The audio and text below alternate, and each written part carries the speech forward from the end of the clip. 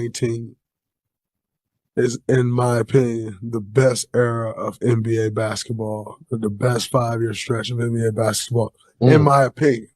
But regardless if that's your opinion or not, you may say, oh, it was the Showtime. It's somewhere in the top 3, which the amount of guys that's coming to NBA, that's a big deal. And you coming to the Warriors elevated it so much to where that's why it became that. It doesn't become that. We never really experienced the era of basketball we experienced had you not came to the Warriors. That's actually what elevated the game, because it elevated teams. Because then all of a sudden it was like, oh, whoa, wait, we got to build to be them. And that dude, it elevated the team. It elevated skill sets. I think it elevated so much, in my opinion. No, I agree. And as I was making that decision to leave OKC, it was like, all right, if I stay at OKC, I think I'm passing up on something so incredible that I don't know if I could just pass this up. This ain't just a regular opportunity. That's how I was feeling. All right, Stephen A., I see you frustrated. You know what, Molly? We got Agent Zero in the house. We got Gilbert Arenas. Gilbert, allow me to collect my thoughts and just hand the baton to you, and then I'll piggyback off of what you have to say. Let me get myself together. I'm going to use this opportunity to listen to you and get myself together so I'm constrained enough from saying what I... Just go ahead, Gil. Just go ahead. I understand what he's talking about. Really? Because he played, this is his era of play. Okay. Right? So to him, this is his memory, right? So this is the best time of his moments. 5, 4 time, going to the championship. That's his greatness. Me as a fan, I'm saying 92 to 97, right? You got the Olympics, Magic Johnson's coming back, then Jordan's doing what Jordan's doing, then he retires, we have to become baseball fans, then, he comes back and we're back cheering, right? So as a fan, that's my time.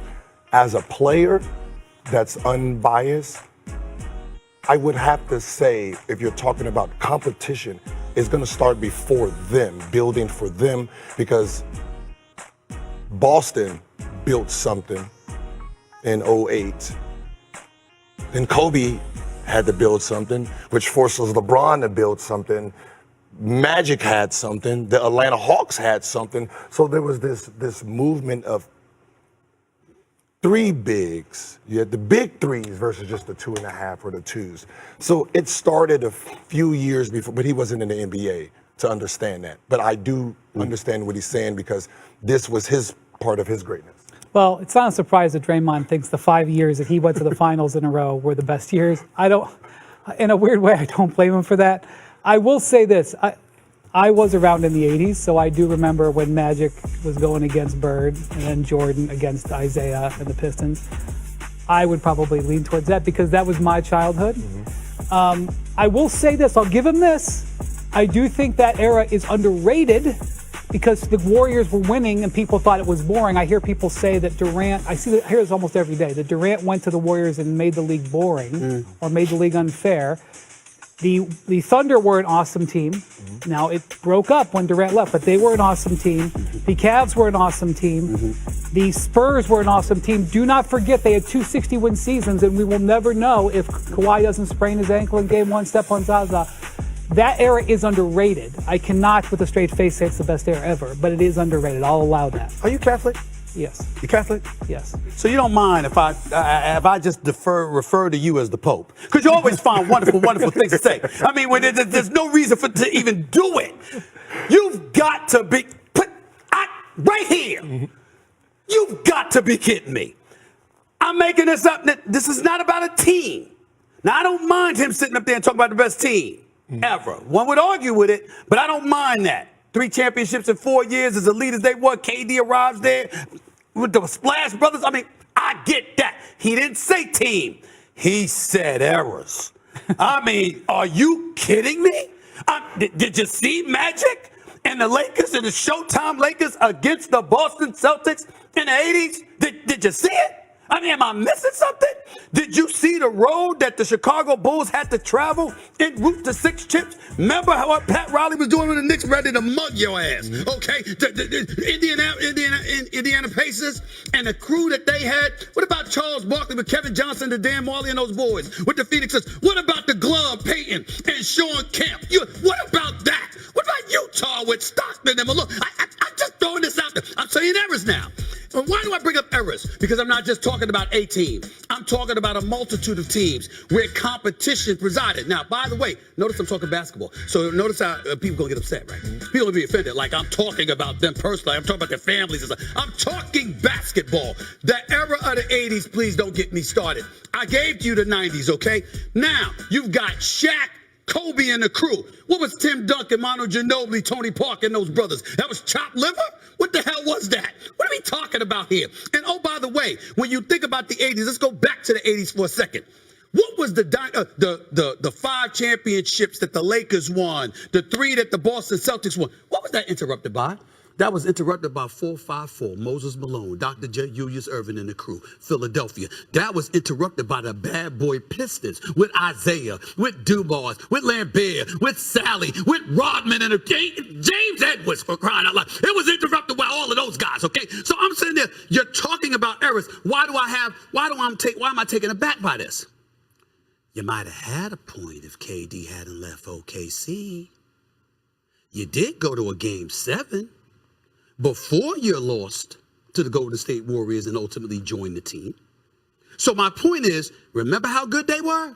Remember how good Russell Westbrook was? And I'm still proud of Russell Westbrook and the way he looks now. But remember how good he was then? Remember how good KD was? I mean, you look at them, and they were just years removed from going to the finals with Harden. All right, and when LeBron went to Miami, that wasn't chopped liver either. But the difference was, remember, we thought that the balance of power had drastically shifted. And the only thing that saved that era was Dirk Nowitzki in Dallas upending Miami. Okay? So you beat Miami, so you throw shade on them. Then they went back-to-back titles, okay, before San Antonio took them out in the very 4th and last year of LeBron being in Miami. So in the end, when it came to KD going to Golden State, there was no era. The fact of the matter is, KD, because of his unquestionable and undeniable greatness, has so drastically shifted the balance of power. I would tell you it was one of the worst eras because it robbed you of competition. LeBron James, last point, wins the conference finals in Boston. This is the year KD arrived in Golden State. Go back to LeBron James being interviewed on TD Banks Gardens floor. He had just won the Eastern Conference Finals. They were celebrating for the trophy presentation. And I don't know whether it was Doris Burke or somebody else. And they asked him about going up against Golden State. Oh, you know, I just want to enjoy this moment. And, you know, I just want to do that because I don't even want to think about that right now. It's too stressful. Now, we saw that brother drop about 51 in game 1. And we saw J.R. Smith make the pivotal mistake that he made. My point is that what happened? The second KD arrived, competition was eviscerated. Everybody and their grandmama knew there was nobody that was going to beat Game 7 against Houston. Hold on, time out. No. That's I'm talking about the very first year that KD arrived. That's all I'm talking about. I'm not talking about the era. I'm not talking about after that. I'm saying the very first year when he went there, when they went to Golden State, we all knew it was a foregone conclusion. Competition had been eviscerated. That's not an era to brag about. There were some good teams. You remember Michael Jordan, right? Yes. The Bulls. Yes. Who had a chance to win a championship? Excuse me. I didn't know they actually was considered ever underdogs ever. No. It was just them beating on everyone. Portland was pretty damn good. Phoenix was pretty damn good. We knew they were going to beat the Lakers with Vlade Divac. We knew they were going to beat Utah. Okay. We knew they were going to beat Seattle. You're right about that. You're right about that. And again, but we call it the Jordan era. I'm talking about what he's saying, the era of basketball, meaning competition. That's why I brought up the 80s more so than the 90s. I mean, the 80s. I understand. That's where I'm at with I understand you grew up in the 80s, but if you have a draft that has 277 people every year, really what the competition really Are you telling me you think that the Kevin Durant era in Golden State, I'm talking about that era. I'm talking about competition in the league. You trying to tell me you think it was better than what it was in the 80s? Well, I don't know. In the 80s, I was still being potty trained. That's I don't know nothing about that. But you're talking about a guy. When we talk about ourselves, our eras, it's always the best era because that's where we're playing and having competition in. So when you're talking about his era, it is the 5 years that he went to the finals, his dominance, his celebrations, so that's all he knows. He only knows the winning that Well, I side with Draymond is what he's saying. To mug your ass, okay? Indiana Pacers and the crew that they had. What about Charles Barkley with Kevin Johnson, the Dan Marley and those boys with the Phoenixes? What about the Glove, Peyton, and Sean Kemp? What about that? What about Utah with Stockton and Malone? I'm just throwing this out there. I'm saying errors now. And why do I bring up errors? Because I'm not just talking about a team. I'm talking about a multitude of teams where competition presided. Now, by the way, notice I'm talking basketball. So notice how people going to get upset, right? People will be offended. Like I'm talking about them personally. I'm talking about their families and stuff. I'm talking basketball. The era of the 80s, please don't get me started. I gave you the 90s, okay? Now, you've got Shaq, Kobe and the crew. What was Tim Duncan, Manu Ginobili, Tony Parker and those brothers? That was chopped liver? What the hell was that? What are we talking about here? And oh, by the way, when you think about the 80s, let's go back to the 80s for a second. What was the 5 championships that the Lakers won, the 3 that the Boston Celtics won? What was that interrupted by?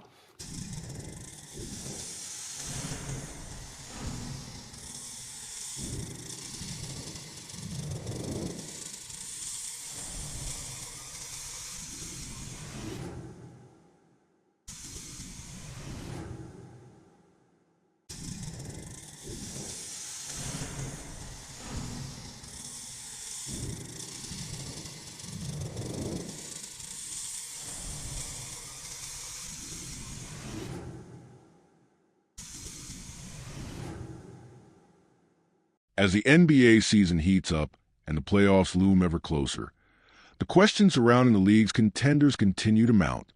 The Golden State Warriors, a team that has been a dominant force for over a decade, find themselves in a pivotal moment.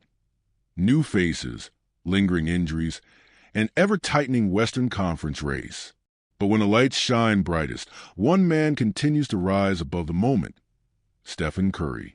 Last night, against the Orlando Magic, Curry delivered yet another performance of the ages, reminding the world why he remains one of the most electrifying players in basketball history. The game didn't start in typical Warriors fashion. Golden State found itself trailing by 15 in the second quarter, struggling to find rhythm on the road. Orlando, a young and hungry squad, looked poised to capitalize. But then, as he has done so many times before, Curry flipped the script. With just 1 second remaining in the half, Curry launched a three-pointer from a distance that for most would be unthinkable, except for him. The shot dropped effortlessly, barely grazing the net, a sequence that has become almost routine in his legendary career. The second half was a masterclass in shot-making. The third quarter belonged entirely to Curry, who torched the Magic for 22 points in that period alone. These weren't just any points. They were the kind that break an opponent's spirit. He hit threes with defenders draped over him, found space where none should exist, and celebrated with the swagger of a man who knows he is rewriting history every time he steps on the court. By the time the fourth quarter rolled around, the Warriors had fully erased their deficit and led by 5. But Orlando wouldn't go away.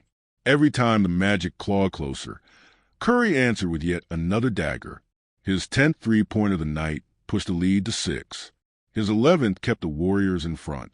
And when the game hung in the balance, with Golden State nursing a slim 2-point lead in the final minutes, Curry delivered his 12th triple, each one more crucial than the last.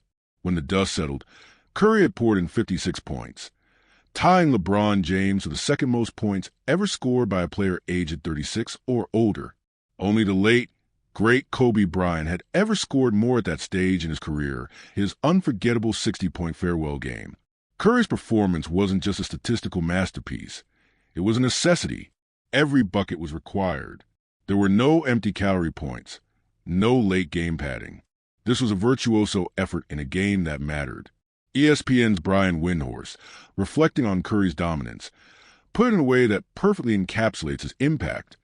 He made 130 yards of shots last night. That's 390 feet of pure brilliance. For those who have followed his career closely, this was simply another chapter in a decade-long saga redefining the limits of shooting and offensive creativity. Rudy Gay, another veteran of the league, could only marvel at the display. Being on the other side of this for so many years, it's just deflating. There's no answer for him, he admitted. Indeed, Curry's ability to consistently deliver under pressure is what has made him one of the greatest competitors in NBA history. His conditioning, his relentless movement, and his ability to create space even at this stage of his career make him a nightmare for defenders. The added wrinkle in Golden State's recent resurgence? The arrival of Jimmy Butler. Before Butler joined the squad, Curry was enduring what, by his own lofty standards, was a down year. Yet, since Butler's arrival, Curry has been unleashed once more, averaging 31 points per game and shooting 44% from deep. The combination has been potent, even on a night when Butler struggled, finishing with just 5 points. But the implications of this Warriors would stretch far beyond one electric night. The Western Conference is as loaded as ever, and Golden State's surge post-Butler trade has reshaped the title landscape. Oklahoma City, Denver, the Lakers, and now the Warriors all have legitimate championship aspirations. And if Golden State continues on this trajectory, no team in the West wants to see them in the first round, especially not the top-seeded Thunder. Facing a battle-tested dynasty in a 7-game war would be a nightmare scenario for any contender. Elsewhere in the league, the night featured high-stakes battles across the NCAA as well. Notre Dame and Florida State squared off in a thrilling showdown, with the Seminoles' Tania Latson proving why she's a nation's leading scorer. Her 19-point second half powered Florida State to a statement victory over the third-ranked Fighting Irish. In Tuscaloosa, Alabama took down LSU in a physical, high-energy contest. Sarah Ashley Barker delivered a standout 21-point performance, but her most viral moment came when she inadvertently struck LSU's F. Johnson, leading to a heated reaction and an intentional foul. The intensity of SEC basketball was on full display, as LSU fought to the final buzzer but ultimately fell short. Meanwhile, the nation's top-ranked Texas Longhorns showcased their depth against Mississippi State. Shea Holley, who had been in a shooting slump, erupted for a career-high 16 points, including 4 triples, to lead Texas to another dominant win. Over in the Big East, Creighton attempted to dethrone UConn but found itself overwhelmed by the Huskies' sheer firepower. Paige Buchers, the heart and soul of this UConn squad, controlled the game with her poise and precision, finishing with 15 points, 7 rebounds, and 7 assists. Freshman sensation Sarah Strong continued to impress, adding 22 points on near-flawless shooting. The Huskies secured their 5th consecutive Big East regular season title, further cementing their dominance in the conference. As the basketball world inches closer to the playoffs and March Madness, one thing remains clear. Legends continue to rise, young stars are making their mark, and the drama of the sport never fails to deliver. Whether it's Steph Curry redefining greatness or future stars carving their paths, the game remains as electrifying as ever.